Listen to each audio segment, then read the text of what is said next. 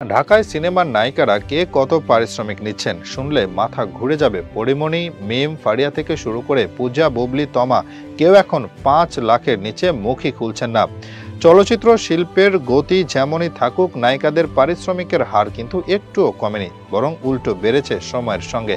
এখনকার দিনে একজন প্রথম সারির নায়িকা যদি নতুন কোনো সিনেমায় অভিনয় করতে রাজি হন, প্রযোজকদের আগে ভাবতে হয় মিনিমাম বাজেট কোথা থেকে উঠবে। কারণ আজকের বাংলা সিনেমার নায়িকারা হেলাফেলায় ১০ থেকে ১৫ লাখ টাকা দাবি করছেন। কেউ কেউ আবার ২০ লাখের বেশি না পেলে চুক্তিপত্রেই সই করছেন না। সময় বদলেছে, চাহিদা বেড়েছে, সেই সাথে বেড়েছে পারিশ্রমিকের অঙ্কও। শুরুর কথা যদি বলি পরিমণিকে নিয়ে, এই নামটা এখন ঢাকায় চলচ্চিত্রে একটি নিজস্ব ব্র্যান্ড। নাটক দিয়ে শুরু করা এই অভিনেত্রীর প্রথম চলচ্চিত্রে পারিশ্রমিক ছিল মাত্র ৩ লাখ টাকা, আর এখন দেশি সিনেমায় তিনি ২২ লাখ টাকা পর্যন্ত নিয়েছেন। অ্যাডভেঞ্চার সুন্দরবন তার প্রমাণ। আর দেশীয় প্রোডাকশনের বাইরেও তার চাহিদা রয়েছে দারুণ। পশ্চিমবঙ্গের একটি ছবিতে কাজ করে তিনি নিয়েছেন ২৮ লাখ টাকা, অর্থাৎ এখন তিনি বাংলাদেশের সবচেয়ে বেশি পারিশ্রমিক নেওয়া নায়িকা। একসময় ঢালিউডে রাজত্ব করতেন অপু বিশ্বাস। শাকিব খানের সঙ্গে সুপারহিট সিনেমার কল্যাণে তার পারিশ্রমিক ছিল একসময় ১৫ থেকে ২০ লাখের ঘরে। তবে সময় বদলেছে, পর্দায় এখন তার উপস্থিতি কম। ফলে বর্তমানে তাকে যখন দেখা যায়, সেখানে পারিশ্রমিকও অনেকটা কমে আসে। ছায়া বৃক্ষ নামক সিনেমায় তার সম্মান ছিল ৪ থেকে ৬ লাখ টাকার মধ্যে। বর্তমানে যে কজন নায়িকা নিয়মিত কাজ করছেন, তাদের মধ্যে অন্যতম হলেন তমা মির্জা। সিনেমার পাশাপাশি ওটিটি প্ল্যাটফর্মেও তার দারুণ ব্যস্ততা চলছে। দাগি ও আমলনামা নামে দুটি বড় প্রজেক্ট শেষ করেছেন সম্প্রতি। সর্বশেষ খবর অনুযায়ী এখন তিনি ছবি প্রতি ১২ লাখ টাকা পারিশ্রমিক নিচ্ছেন, আর ক্ষেত্র বিশেষে তা পৌঁছায় ১৫ লাখ পর্যন্ত।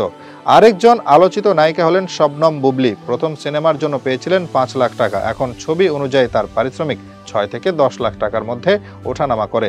মাঝে মধ্যে চুক্তি ভেঙে যাওয়ার কারণও হয়ে দাঁড়ায় পারিশ্রমিকের অমিল। যেমন গোলাপ ছবিতে অভিনয়ের প্রস্তাব থাকলেও সম্মানে ঠিক না হওয়ায় কাজটি করেননি তিনি। বিদ্যা সিনহা মিম এর চিত্রটা আবার একটু ভিন্ন। সিনেমার বাইরে বিজ্ঞাপন ও মডেলিংয়ে দারুণ জনপ্রিয় মিম প্রতি ছবি এখন ১২ থেকে ১৫ লাখ টাকা পর্যন্ত দাবি করেন। কিছু ক্ষেত্রে সেটি আরও বেশি হতে পারে। তবে তার কাজের গড় মান এবং বড় প্রোডাকশন হাউসগুলোর সঙ্গে সংযুক্ত থাকায় তিনি এই পারিশ্রমিক পাওয়াটাকে বেশ ভালোভাবে ন্যায্য প্রমাণ করেছেন। তরুণ প্রজন্মের মধ্যে যিনি সবচেয়ে বেশি আলোচিত, তিনি পূজা চেরি। মাত্র কয়েক বছরের ক্যারিয়ারে তিনি এখন বড় প্রোডাকশনের জন্য প্রথম পছন্দ। জাজ মাল্টিমিডিয়ার সময় থেকে ৩ লাখ টাকা সম্মানিতে কাজ শুরু করলেও এখন তার রেট ১০ লাখের ঘরে পৌঁছেছে। কিছু কিছু সিনেমায় ১২ লাখ টাকাও নিয়েছেন বলে প্রযোজনা সূত্র জানিয়েছে। আর একসময় শিশু শিল্পী হিসেবে যার ছবি দেখা হতো, চাচ্চু খ্যাত দিঘি, এখন তিনিও বড় পর্দায় নিয়মিত হচ্ছেন। তুমি আছো তুমি নেই দিয়ে নায়িকা হিসেবে শুরু করা দিঘি বর্তমানে সিনেমা ভেদে ৪ থেকে ৫ লাখ টাকা পারিশ্রমিক নিচ্ছেন। ঢাকায় সিনেমার নায়িকারা কে কত পারিশ্রমিক নিচ্ছেন শুনলে মাথা ঘুরে যাবে। পরিমণি, মিম, ফারিয়া থেকে শুরু করে পূজা, বুবলি, তমা কেউ এখন ৫ লাখের নিচে মুখই খুলছেন না। চলচ্চিত্র শিল্পের গতি যেমনই থাকুক, নায়িকাদের পারিশ্রমিকের হার কিন্তু একটুও কমেনি, বরং উল্টো বেড়েছে সময়ের সঙ্গে।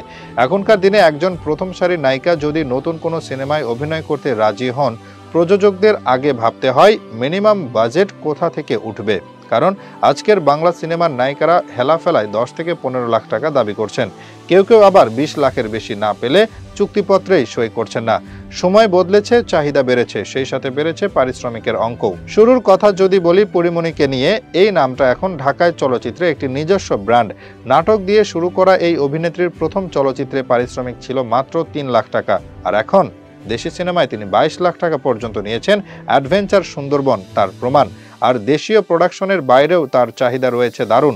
পশ্চিমবঙ্গের একটি ছবিতে কাজ করে তিনি নিয়েছেন ২৮ লাখ টাকা, অর্থাৎ এখন তিনি বাংলাদেশের সবচেয়ে বেশি পারিশ্রমিক নেওয়া নায়িকা।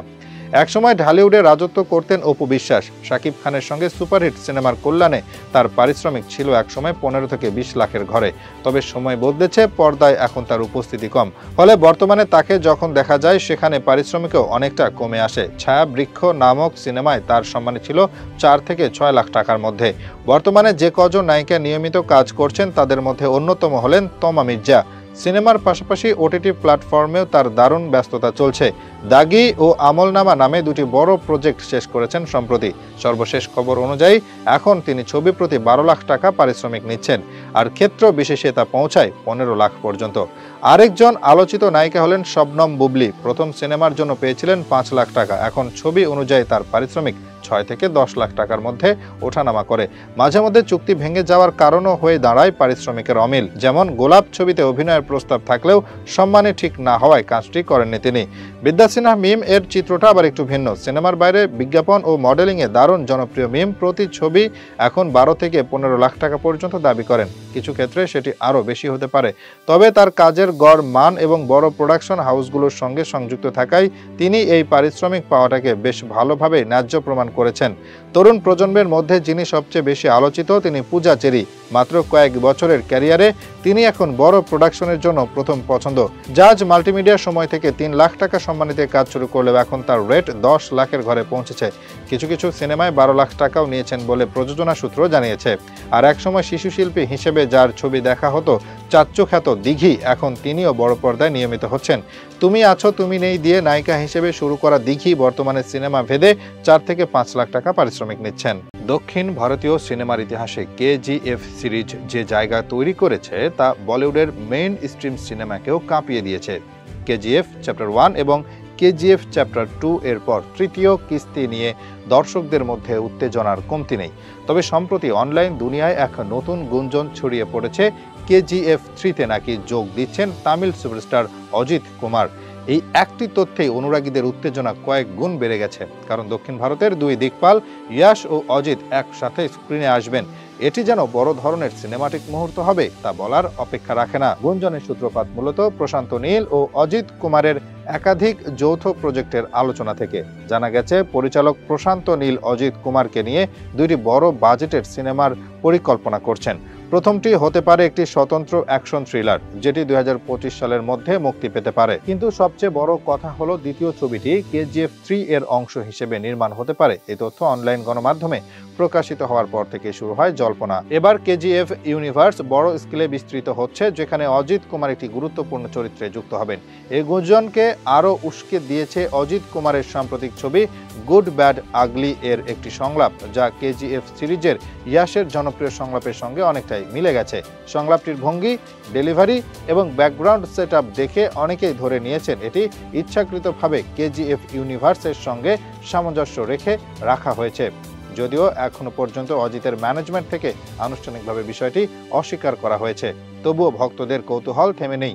প্রশান্ত নীল যে একটি বৃহৎ সিনেমাটিক ইউনিভার্স গড়ার পরিকল্পনায় এগোচ্ছেন তাতে কোনো সন্দেহ নেই। কেজিএফ 3 হতে পারে সেই বিস্তৃত ইউনিভার্সের প্রথম ধাপ, যেখানে শুধু ইয়াশ নয়, নতুন সুপারস্টারদেরও অন্তর্ভুক্ত করা হবে।